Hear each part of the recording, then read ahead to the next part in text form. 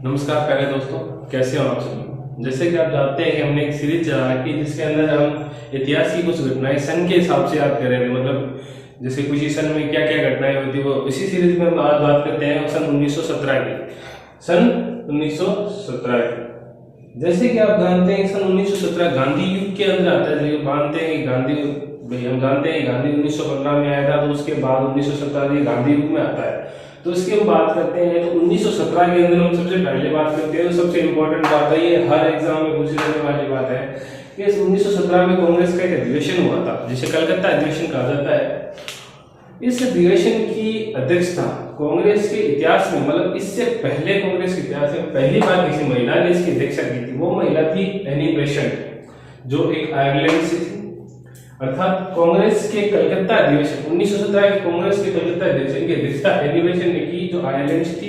ये कांग्रेस की अध्यक्षता करने वाली पहली महिला थी। ठीक है, इसी के साथ बात करते हैं तो 1917 में रूस की क्रांति हुई थी।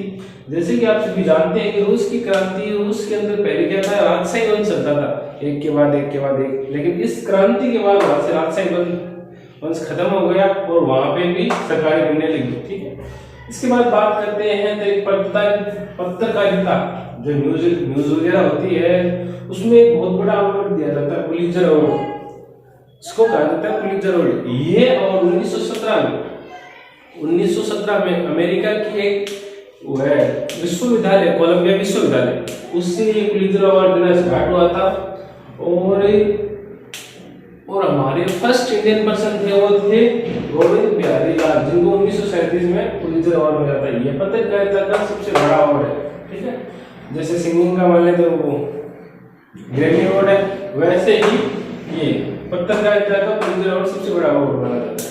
उसके बाद बात करें तो सेंट्रल या फिर कलकत्ता विश्वविद्यालय आयोग का गठन हुआ। इसका इसलिए हुआ कि विश्वविद्यालयों की जो मतलब पढ़ाई वगैरह, संचालन वगैरह वो ढंग से हो रहा है नहीं, इसकी जांच करने के लिए सेंट्रल कलकत्ता विश्वविद्यालय आयोग का गठन किया गया। इसी के साथ बात करते हैं तो 1916 में जब BHU का उद्घाटन हुआ था, तब गांधी जी ने क्या विचार आया। और उस समय क्या है, बिहार के चंपारण में अंग्रेजों द्वारा जबरन नील की खेती करवाई जाती, क्योंकि यूरोपियन कंट्री में नील की डिमांड बहुत ज्यादा थी और अपने यहाँ जमीनें उपजाऊ थी, जिसकी वजह से नील बहुत अच्छी होती थी। और वहाँ नील बहुत कम लोग प्रोडक्ट करते थे, बहुत कम लोग उगाते थे। इसलिए जो अंग्रेज थे वो बिहार के चंपारण जिले के लोगों से जबरन नील उगाया करते थे, जिससे वहां की मिट्टी खराब हो जाती थी। इसलिए गांधी जी ने 1917 में चंपारण सत्याग्रह आंदोलन स्टार्ट किया, और जो नील की खेती के विरोध में गांधी जी द्वारा स्टार्ट किया गया था। ठीक है, इसी के साथ बात करते हैं तो 1917 के अंदर ही 19 नवंबर 1917 के हमारे देश में बहुत बड़ी जानी मानी हस्ती श्रीमती इंदिरा गांधी जी, जिसे हम आयरन लेडी के नाम से भी जानते हैं, उनका जन्म 19 नवंबर 1917 को हुआ था। इसी के साथ बात करते हैं तो 30 जून को एक बहुत बड़े जो हस्ती थी, दादा भाई नेहरू जी, इनका देहांत हो गया।